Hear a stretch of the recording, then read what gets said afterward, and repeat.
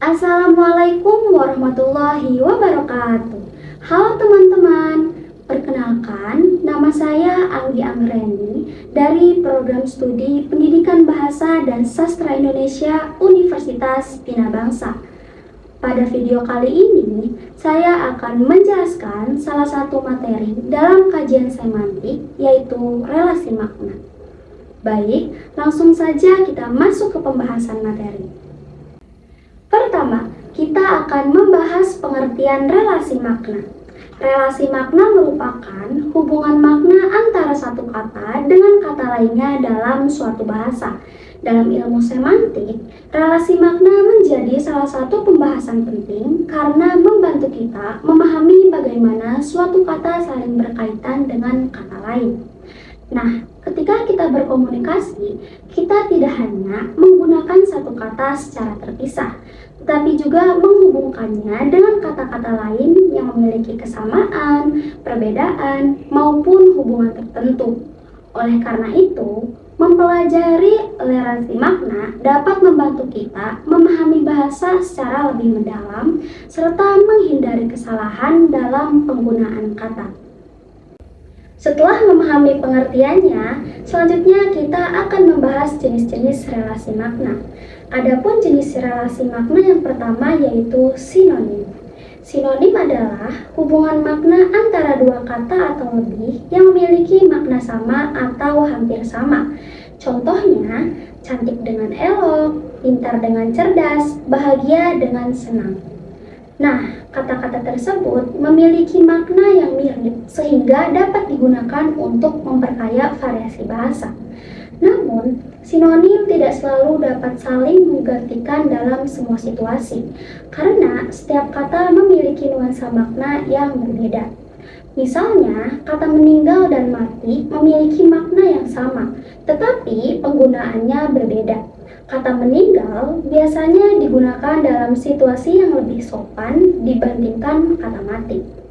Nah, dengan demikian, meskipun sinonim memiliki makna yang hampir sama, penggunaannya tetap harus disesuaikan dengan konteks dan situasi yang dihadapi. Selanjutnya kita akan membahas jenis relasi makna yang kedua, yaitu antonim atau oposisi. Antonim atau oposisi makna adalah hubungan makna antara dua kata atau lebih yang menunjukkan pertentangan atau kebalikan makna. Contohnya, panas dan dingin, tinggi dan rendah, kaya dan miskin, besar dan kecil. Nah, antonim membantu memperjelas makna suatu kata melalui pertentangan makna. Dalam kajian semantik, antonim sering disebut juga sebagai oposisi makna karena hubungan yang terjadi tidak hanya berupa lawan kata biasa, tetapi juga mencakup beberapa jenis pertentangan makna. Selanjutnya kita akan membahas jenis relasi makna yang kedua, yaitu oposisi makna. Oposisi makna merupakan hubungan makna antara dua kata atau lebih yang menunjukkan pertentangan makna. Dalam kajian semantik, oposisi makna terbagi menjadi 5 bagian, yaitu oposisi mutlak, oposisi kutub, oposisi hubungan, oposisi hierarkial, dan oposisi majemuk. Nah, kita bahas jenis yang pertama adalah oposisi mutlak. Oposisi mutlak adalah pertentangan makna yang bersifat mutlak dan tidak memiliki tingkatan. Contohnya, hidup dan mati, benar dan salah. Nah, pada oposisi mutlak tidak terdapat keadaan di antara kedua makna tersebut. Seseorang hanya dapat berada pada salah satu keadaan. Misalnya, seseorang berada dalam keadaan hidup atau mati, serta suatu pernyataan dapat dinilai benar atau salah. Selanjutnya, kita akan membahas jenis oposisi yang kedua, yaitu oposisi kutub. Oposisi kutub adalah pertentangan makna yang masih memiliki tingkatan. Contohnya, panas dan dingin, tinggi dan rendah. Nah, berbeda dengan oposisi mutlak, pada oposisi kutub masih terdapat tingkatan di antara kedua makna tersebut. Misalnya, antara panas dan dingin terdapat hangat dan sejuk. Begitu juga di antara tinggi dan rendah terdapat sedang atau cukup tinggi. Nah, dengan demikian, oposisi kutub menunjukkan adanya tingkatan makna yang berada di antara dua kata yang saling berlawanan. Selanjutnya, kita akan membahas jenis oposisi yang ketiga, yaitu oposisi hubungan. Oposisi hubungan adalah pertentangan makna yang menunjukkan hubungan timbal balik. Contohnya, guru dan murid, suami dan istri, membeli dan menjual. Nah, kata-kata tersebut saling berkaitan dan keberadaannya saling melengkapi. Sebagai contoh, hubungan guru akan selalu berkaitan dengan murid. Begitu pula kegiatan membeli yang berkaitan dengan kegiatan menjual. Oleh karena itu, pada oposisi hubungan, makna suatu kata tidak dapat dipisahkan dari kata pasangannya, karena keduanya memiliki hubungan yang saling melengkapi. Selanjutnya, kita akan membahas jenis oposisi yang keempat, yaitu oposisi hierarkial. Oposisi hierarkial adalah pertentangan makna yang menunjukkan jenjang atau tingkatan tertentu. Contohnya, SD, SMP, SMA, dan perguruan tinggi. Contoh lainnya, gram, kilogram, dan ton.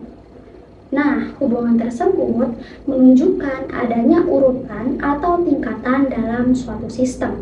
Misalnya, dalam jenjang pendidikan terdapat urutan mulai dari sekolah dasar atau SD, kemudian sekolah menengah pertama atau SMP, sekolah menengah atas atau SMA, sehingga perguruan tinggi. Begitu pula pada satuan berat yang menunjukkan tingkatan ukuran yang berbeda, seperti gram, kilogram, dan ton. Nah, dengan demikian, oposisi hierarkial memperlihatkan adanya hubungan makna yang tersusun berdasarkan jenjang atau tingkatan tertentu. Selanjutnya, kita akan membahas jenis oposisi yang terakhir, yaitu oposisi majemuk. Oposisi majemuk adalah pertentangan makna yang melibatkan lebih dari dua anggota dalam satu kelompok makna. Contohnya, hari Senin, Selasa, Rabu, Kamis, Jumat, Sabtu, dan Minggu. Contoh lainnya, warna merah, kuning, hijau, biru, dan warna lainnya. Nah, jenis oposisi ini menunjukkan adanya beberapa anggota yang berada dalam satu sistem makna yang sama. Misalnya, nama-nama hari dalam satu minggu terdiri atas 7 anggota, yaitu Senin hingga Minggu. Begitu pula dengan warna yang terdiri atas berbagai jenis warna dalam satu kelompok. Nah, dengan demikian, oposisi majemuk tidak hanya melibatkan dua kata yang saling berlawanan, tetapi melibatkan lebih dari dua anggota yang berada dalam satu kategori atau kelompok makna yang sama. Setelah membahas berbagai jenis oposisi makna, selanjutnya kita akan membahas jenis relasi makna berikutnya, yaitu homonim. Homonim adalah kata-kata yang memiliki bentuk dan pengucapan yang sama, tetapi maknanya berbeda. Contohnya adalah kata bisa. Bisa dapat berarti racun ular, bisa juga dapat berarti mampu atau dapat melakukan sesuatu. Contoh lainnya adalah kata hak. Hak dapat berarti sesuatu yang menjadi milik atau kewenangan seseorang. Hak juga dapat berarti bagian alas sepatu yang tinggi. Nah, meskipun kata-kata tersebut memiliki bentuk dan pengucapan yang sama, tapi maknanya berbeda. Oleh karena itu, makna yang dimaksud hanya dapat dipahami melalui konteks kalimat yang digunakan. Sebagai contoh, pada kalimat ular itu memiliki bisa yang sangat berbahaya. Kata bisa berarti racun. Namun pada kalimat saya bisa menyelesaikan tugas tepat waktu. Kata bisa berarti mampu atau dapat. Dengan demikian, homonim merupakan kata yang memiliki bentuk dan pelafalan yang sama, tetapi memiliki makna yang berbeda tergantung pada konteks penggunaannya. Selanjutnya, kita akan membahas jenis relasi makna berikutnya, yaitu polisemi. Polisemi adalah satu kata yang memiliki beberapa makna yang masih saling berhubungan. Contohnya adalah kata kepala. Kepala bisa kepala manusia, kepala sekolah, kepala keluarga, dan kepala meja.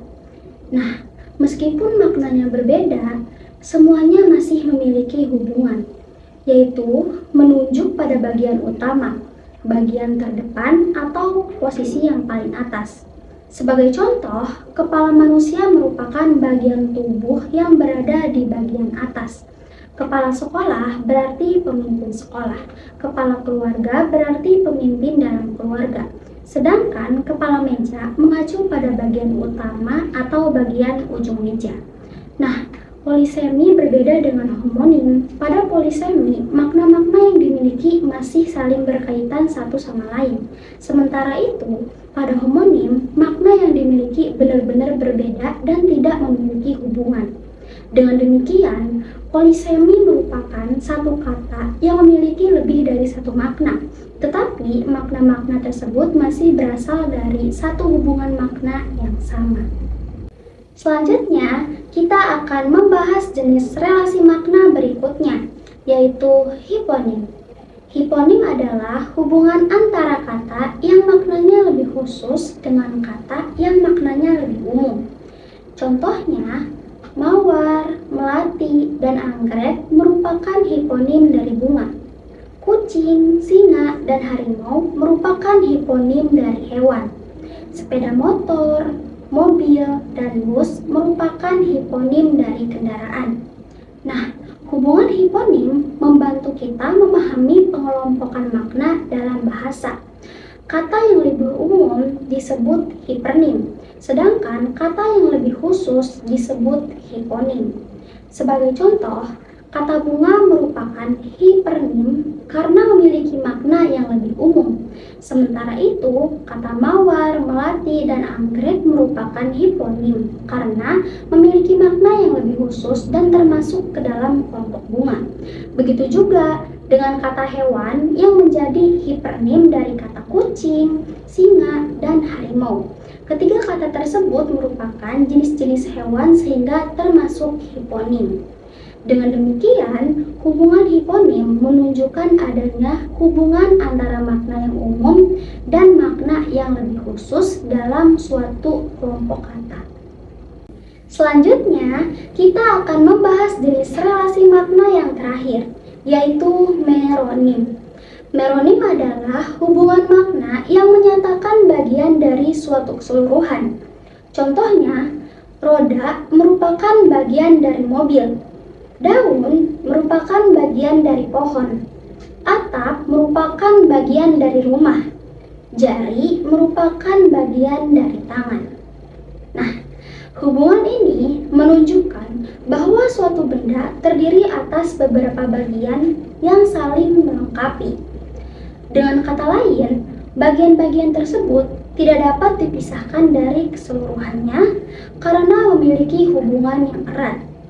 Sebagai contoh, roda merupakan salah satu bagian dari mobil yang berfungsi untuk membantu kendaraan bergerak. Begitu pula daun yang merupakan bagian dari pohon, serta atap yang menjadi bagian dari sebuah rumah. Dengan demikian, meronim menunjukkan hubungan antara suatu bagian dengan keseluruhan yang membentuk suatu benda atau objek tertentu. Nah, setelah membahas berbagai jenis relasi makna, dapat diketahui bahwa setiap jenis relasi makna memiliki hubungan makna yang berbeda-beda, baik berupa persamaan makna, pertentangan makna, hubungan bagian dan keseluruhan, maupun hubungan makna yang lebih umum dan lebih khusus. Selanjutnya, kita akan membahas fungsi relasi makna.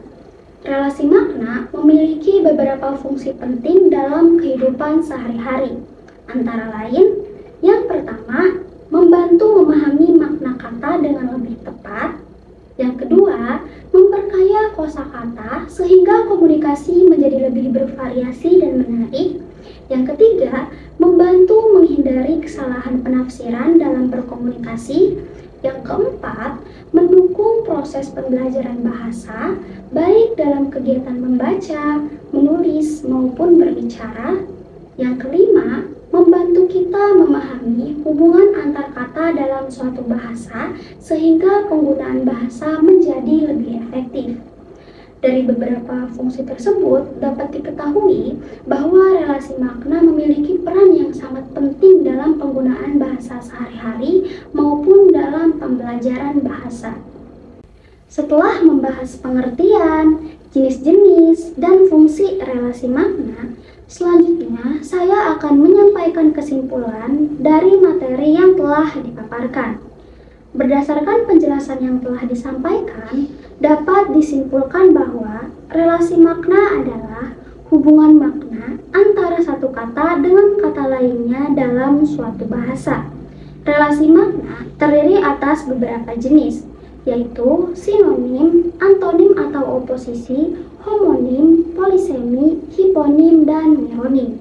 Pemahaman terhadap relasi makna sangat penting karena dapat membantu kita menggunakan bahasa secara tepat, memperkaya kosakata, serta meningkatkan kemampuan berkomunikasi. Dengan memahami relasi makna, kita dapat lebih mudah memahami berbagai kata dan hubungan yang terdapat dalam bahasa Indonesia.